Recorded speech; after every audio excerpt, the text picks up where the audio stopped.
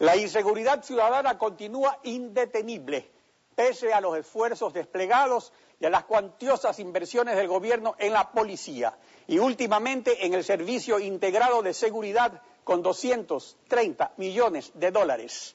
Pese también a las enmiendas constitucionales a la prisión preventiva y para la metida de mano a la justicia, aprobadas hace casi un año en consulta popular. Ante esta realidad que golpea a todos los estratos sociales, el presidente de la República ha resuelto lo siguiente. Veamos. Yo como comandante en jefe de las Fuerzas Armadas no solicito a mis subalternos que por favor hagan algo. Estoy ordenando que tienen que involucrarse en seguridad. Es la principal preocupación del pueblo ecuatoriano. Veamos lo que dice el artículo de la Constitución, artículo 158. Las Fuerzas Armadas y la Policía Nacional son instituciones de protección de los derechos, libertades y garantías de los ciudadanos. Las Fuerzas Armadas tienen como misión fundamental la defensa de la soberanía y la integridad territorial. No dice misión exclusiva, ¿verdad? Dice fundamental. La protección interna y el mantenimiento del orden público son funciones privativas del Estado, no dice la policía. Y responsabilidad de la Policía Nacional. Por ningún lado dice responsabilidad exclusiva y excluyente. Está con nosotros el general Paco Moncayo, asambleísta, excomandante general del Ejército y ex jefe del Comando Conjunto de las Fuerzas Armadas. General, buenos días, bienvenido a Contacto Directo. Buenos días, Alfredo, qué gusto que esté bien y no vuelva a meter la pata. Intentaremos. Gracias. General, ¿está de acuerdo usted con el presidente en que la Constitución permite que las Fuerzas Armadas participen permanentemente en la lucha contra la inseguridad ciudadana y el crimen organizado? La verdad, Alfredo, es que los que hicieron la Constitución de Montecristi, el congresillo que hizo la Ley de Seguridad Pública y del Estado y la Cancillería que emitió la política de defensa y seguridad, procuraron por todos los medios excluir a las Fuerzas Armadas de cualquier misión de seguridad interna, realmente con una política antimilitarista evidente, ¿no? Si usted lee la Ley de Seguridad Pública y del Estado, si usted lee la política de seguridad, va a ver cómo se les arrincona a las Fuerzas Armadas a misiones que ya en la época actual realmente no tienen trascendencia. Usted sabe que las amenazas ahora ya no vienen de los estados vecinos, que ya a nadie se le ocurre que podamos tener una guerra con Colombia, una guerra con el Perú. Pero usted sabe y el mundo sabe lo que está pasando en México.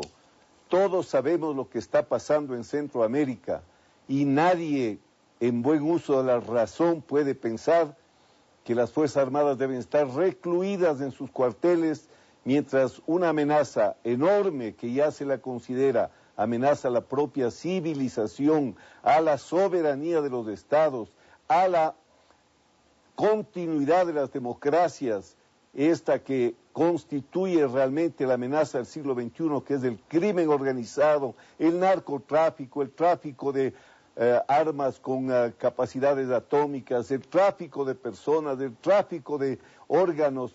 Eso no exime a nadie y no puede eximir tampoco a las Fuerzas Armadas de cumplir sus misiones para proteger a la sociedad, proteger a la nación de esta amenaza que ya en México ha ocasionado 60,000 muertes. Asambleísta, pero aquí hay una cosa, como usted bien lo señaló, se estableció un sistema, un esquema jurídico.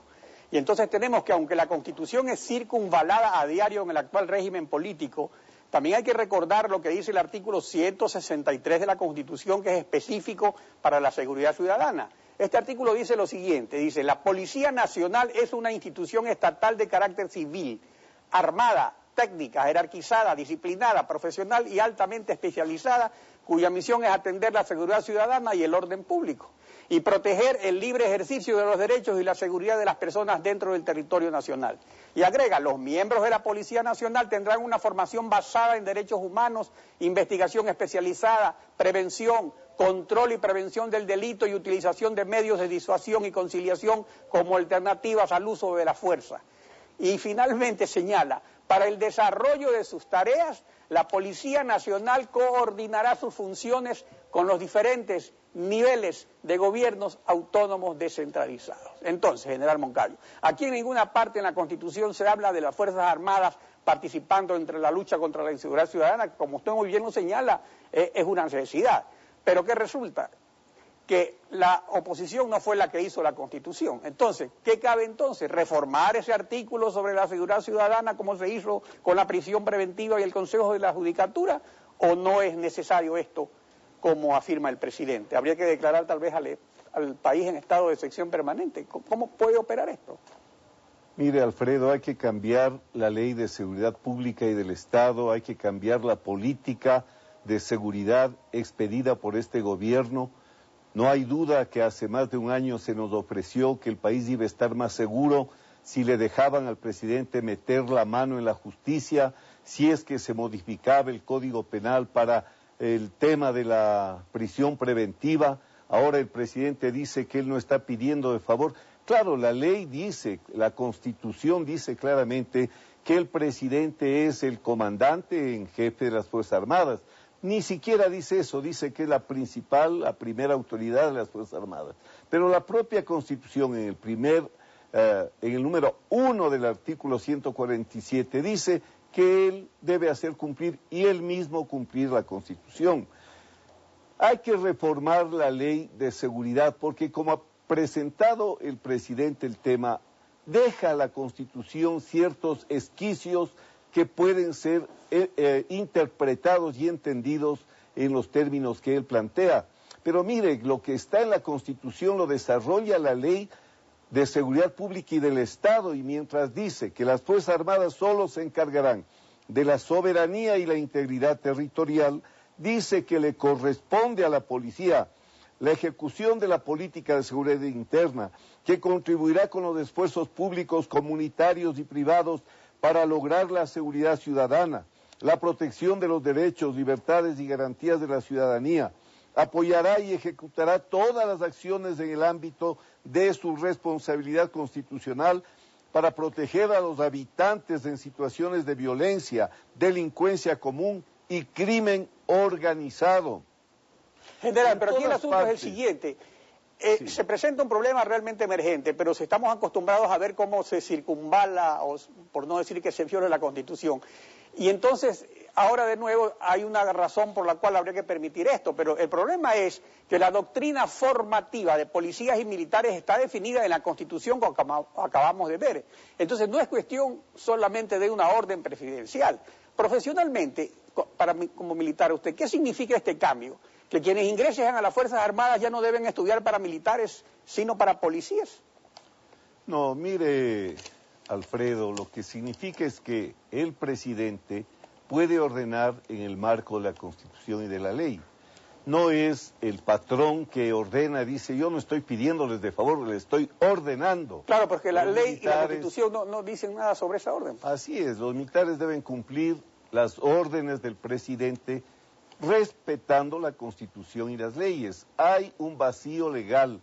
Lo grave es que sí hay que utilizar a las Fuerzas Armadas, que las amenazas como están presentes en la actualidad hacen imperativo que las Fuerzas Armadas sean utilizadas, pero las están utilizando mal. No puede ser que se use a las Fuerzas Armadas para ir a derrocar las casitas hechas en una invasión por la gente pobre de Guayaquil. No se puede usar a las Fuerzas Armadas para ir a controlar las cachinerías. Están cometiendo un error gravísimo en la forma de empleo que debe hacerse de las Fuerzas Armadas. Usted sabe que en el narcotráfico, por ejemplo, hay un proceso complejísimo en el cual las Fuerzas Armadas tienen que proteger el mar, tienen que proteger el aire, tienen que proteger el territorio continental, y ahí es donde las Fuerzas Armadas deben ser utilizadas también en misiones de inteligencia, como parte de la comunidad de inteligencia, de que en efecto son importantísimo puntal, deben recibir las tareas para las que están preparadas y también deben prepararse para otras tareas que los nuevos escenarios de seguridad están planteando a las Fuerzas Armadas de toda América Latina. Claro, pero todo eso debe ser legalmente estructurado para que opere conforme incluso al respeto a los derechos humanos y a todos los principios que se dice respetar. Entonces aquí viene otro aspecto, la preocupación de que se utilice a las Fuerzas Armadas para fines políticos, para perseguir a la oposición. Esto se dio en la lucha contra el terrorismo y la insurgencia armada que libró el gobierno del presidente Febres Cordero. Y ahí el peligro es que con una política de Estado de ese tipo se cometan abusos, como el caso Restrepo, por ejemplo, que ya no es contra quienes amenazan la seguridad del Estado, sino contra cualquier ciudadano, incluso como acaba de ocurrir hace 2 semanas con unos ciudadanos particulares por parte de una patrulla del Ejército en Guayaquil. Entonces, de acuerdo a su experiencia profesional, de ser el militar con más larga trayectoria de servicios en la historia de las Fuerzas Armadas, ¿es real la posibilidad de este peligro, de que este desvío para proteger la seguridad ciudadana derive en otras intervenciones? Es real, por supuesto, porque habiendo un nuevo escenario de seguridad, hay que cambiar una cantidad de documentos, hay que modificar, por supuesto, la doctrina, hay que cambiar el entrenamiento, hay que cambiar también el equipamiento. Usted sabe, y esto es lo que me asombra, se reduce a decir si los militares salen o no salen a la calle. Si usted sale como militar con un fusil AK, ¿qué va a hacer en la calle para la seguridad? Hay que diferenciar qué es seguridad ciudadana. Los militares no pueden estar metidos en temas de seguridad ciudadana. ¿Qué es seguridad pública? Donde pueden ser empleados en apoyo a la policía. ¿Y qué es seguridad del Estado? Donde deben tener la tarea más importante. Yo fui 2 años jefe de zona en Guayaquil, fui 2 años jefe de zona en Machala, he sido comandante de unidades en ciudades como Macará, en fin. Siempre hemos cumplido misiones de seguridad. En los 2 años que yo fui comandante en Guayaquil, Alfredo, jamás hubo una violación de derechos humanos y operábamos, pero casi permanentemente, junto a la policía y a la Comisión de Tránsito, en equipos combinados, para poderle dar seguridad a la ciudad. Esto no es nada nuevo ni asombroso. Pero lo que sí es nuevo es lo que estamos viendo ahora, y habría que entonces abrir un debate sobre el asunto, señalar de manera precisa y específica qué es lo que corresponde a la participación de las Fuerzas Armadas en seguridad. Eso es en definitiva lo correcto. Absolutamente de acuerdo con usted. Necesitamos que esté claramente explicitado en la ley que hay que reformar, Ley de Seguridad Pública del Estado, en la política de seguridad que está emitida por el gobierno y debe ser reformada, en las leyes internas de las Fuerzas Armadas y de la Policía, en los reglamentos que organizan, equipan, instruyen y permiten el empleo, establecen reglas de enfrentamiento, en fin, hay que hacer un trabajo integral. No es cuestión de salir un sábado y decir, yo mando aquí, yo ordeno, no estoy pidiendo el favor, y ver al día siguiente a los militares en las cachinerías o en misiones ya de policía urbana, ni siquiera misiones para combatir el crimen organizado. Asambleísta, muchas gracias por su participación en Contacto Directo.